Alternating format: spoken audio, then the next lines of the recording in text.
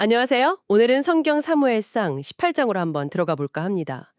다윗이 그 거인 골리앗을 이긴 직후잖아요. 이때부터 그의 삶이 정말 극적으로 변하는데 그 속에서 드러나는 인간관계의 여러 모습들 한번 깊이 살펴보겠습니다. 네, 안녕하세요. 이 18장은 정말 흥미로운 지정인데요. 영웅으로 막 떠오른 다윗, 그리고 그를 보는 주변 사람들, 특히 사울 왕과 그의 아들 요나단의 관계가 아주 중요하게 다뤄지죠. 성공, 우정, 질투, 두려움 같은 아주 강렬한 감정들이 막 얽히기 시작하는 그런 장입니다. 맞아요. 시작부터 정말 인상적인데요. 다윗과 요나단의 관계예요. 요나단이 다윗을 보자마자 뭐랄까 마음이 통했다고 할까요? 자기 생명처럼 아끼겠다 이렇게 언약을 맺어요. 네, 그 표현이 정말 강렬하죠. 자기 생명같이. 심지어 왕자잖아요, 요나단은. 그런데 자기가 입던 겉옷, 군복, 또 쓰던 활, 띠 이런 걸 다 벗어서 다윗에게 줍니다. 이게 그냥 친구 좋다는 수준을 넘어서는 거 아닌가요? 그렇죠. 이건 단순한 호의, 우정 표시, 이걸 넘어서는 거죠. 왕의 계승자인 왕자가 자기 옷이랑 무기를 준다는 건 사실상 다윗의 어떤 가치, 리더십, 어쩌면 미래의 왕위 가능성까지도 인정하는 굉장히 상징적인 행동이라고 볼 수 있어요. 요나단은 다윗에게서 뭔가 특별한 걸 본 거죠. 아마 하나님의 함께하심 같은 거요. 아, 정말 깊은 우정이네요. 그런데 이렇게 아름다운 장면 바로 뒤에 좀 어두운 그림자가 나타나기 시작해요. 다윗이 계속 성공하거든요. 네, 사울이 뭘 맡기던 다 지혜롭게 처리하고 백성들한테 인기도 얻고 군대의 장으로까지 임명되죠. 근데 여기서 딱 문제가 생기죠. 네, 바로 그 유명한 노래 블레셋과의 전투에서 이기고 돌아오는데 여인들이 막 환호하면서 노래를 불러요. 사울이 죽인 자는 천천히요, 다윗은 만만히로다. 아, 이게 사울의 마음에 불을 붙인 거군요. 그렇죠. 자신은 천천, 다윗은 만만. 이 비교가 사울 왕의 자존심을 아주 심하게 건드린 겁니다. 그 전까지는 그래도 다윗을 좋게 봤을 텐데 이 노래 한 소절 때문에 완전히 감정이 뒤틀리는 거죠. 네. 성경에도 보면 사울이 그 말을 듣고 심히 불쾌하여 분노했다고 나오죠.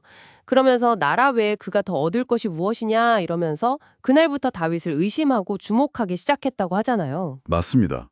리더로서 자기 자리가 위협받는다고 느낀 거예요. 이때부터 다윗을 보는 눈빛이 완전히 달라진 거죠. 질투가 정말 무섭네요. 이게 그냥 감정으로만 끝나는 게 아니라 행동으로 이어지잖아요. 네, 곧바로 살이로 변합니다. 하나님께서 부리시는 악령에 사로잡힌 사울이 마침 옆에서 수금을 타고 있던 다윗에게 창을 던져요. 죽이려고요. 그것도 한 번이 아니라 두 번이나. 어휴, 정말 아슬아슬했겠네요. 다윗은 이걸 피했고요. 네, 그런데 여기서 또 재밌는 점은 사울이 왜 다윗을 두려워하게 됐냐는 거예요. 성경을 보면 하나님께서 다윗과 함께 하심을 사울이 보았기 때문이라고 해요. 아, 그래서 오히려 더 두려워했다. 참 역설적이네요. 보통은 하나님이 함께 하시면 의지해야 할 텐데. 그렇죠. 사울은 그게 두려움의 근원이 된 거예요.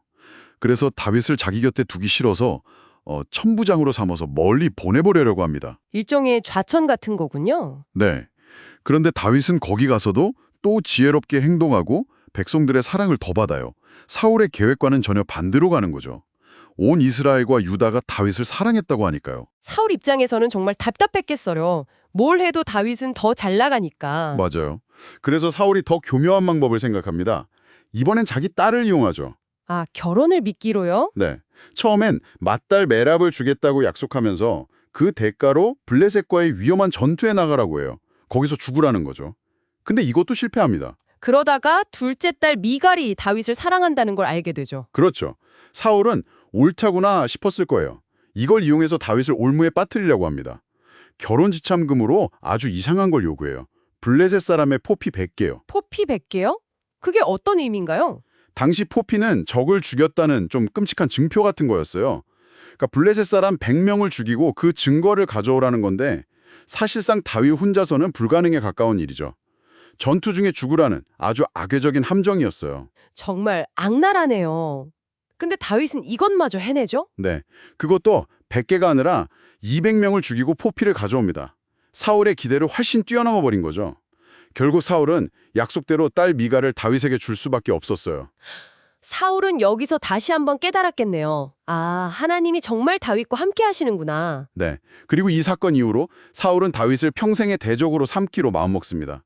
완전히 돌아서는 거죠. 이렇게 끊임없이 위협을 받는데도 다윗은 계속 성공 가도를 달리네요. 맞아요.